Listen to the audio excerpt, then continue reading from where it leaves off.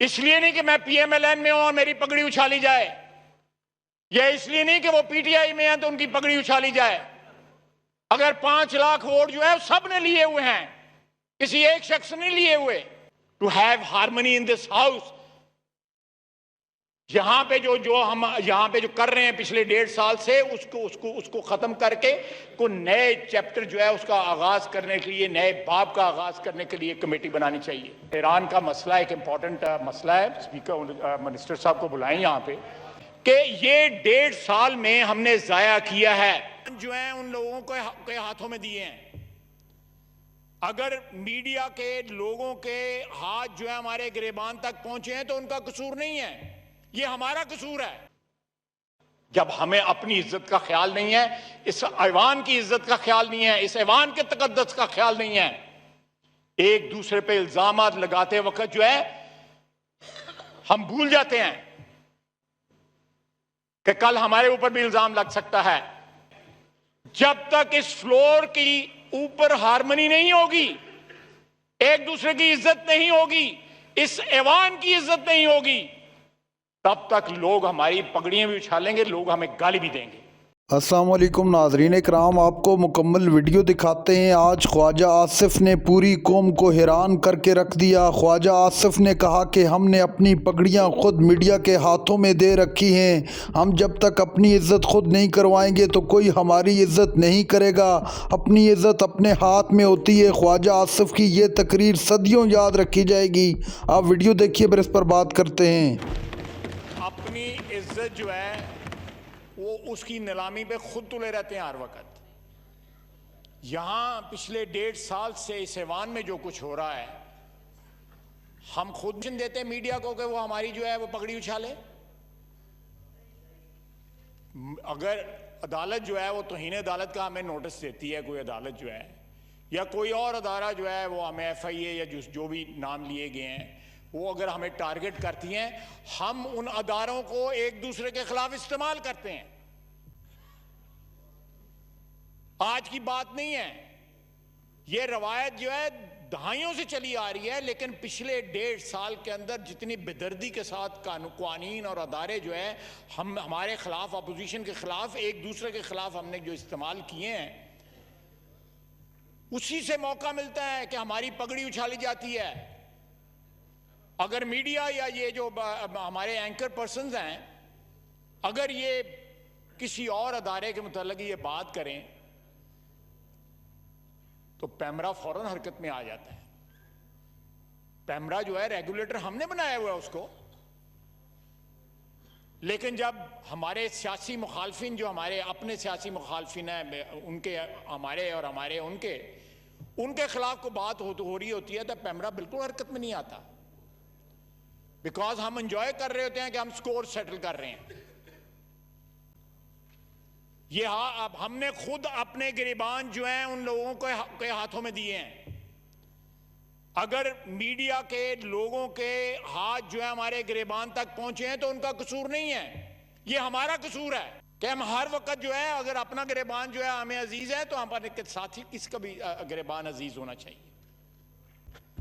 ان کا گریوینس ہے، ان کا گریوینس جینوئن ہے، میں ان کے ساتھ ہوں اس گریوینس کے اوپر، لیکن یہ بات جو ہے اگر میرا مطلب ہے اپنے پیر سڑن لگے نے تو رولا پا دیتا ہے، کہتے ہیں اینی دیر جڑے پیر سڑن لیتے ہیں ساڑھے ہوتے کوئی رولا نہیں پا۔ پچھلے 13-14 سال سے کوئی سیاسی پارٹ آپ کی زبان سے پارٹی کی محفوظ نہیں رہی۔ I'm making a political point، کوئی ذاتی نہیں ہے، I'm making a political point کہ یہ 1.5 سال میں ہم نے ضائع کیا ہے۔ جب تک اس فلور کی اوپر ہارمنی نہیں ہوگی، ایک دوسرے کی عزت نہیں ہوگی، اس ایوان کی عزت نہیں ہوگی، تب تک لوگ ہماری پگڑیاں بھی اچھالیں گے، لوگ ہمیں گالی بھی دیں گے۔ جب ہمیں اپنی عزت کا خیال نہیں ہے، اس ایوان کی عزت کا خیال نہیں ہے، اس ایوان کے تقدس کا خیال نہیں ہے، ایک دوسرے پہ الزامات لگاتے وقت جو ہے ہم بھول جاتے ہیں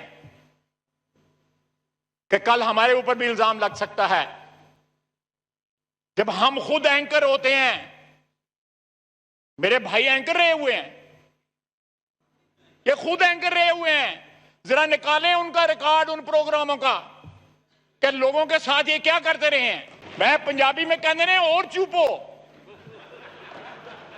یہ گنے چوپ رہے ہیں اس وقت, جو گنے خود لگائے ہوئے ہیں انہوں نے.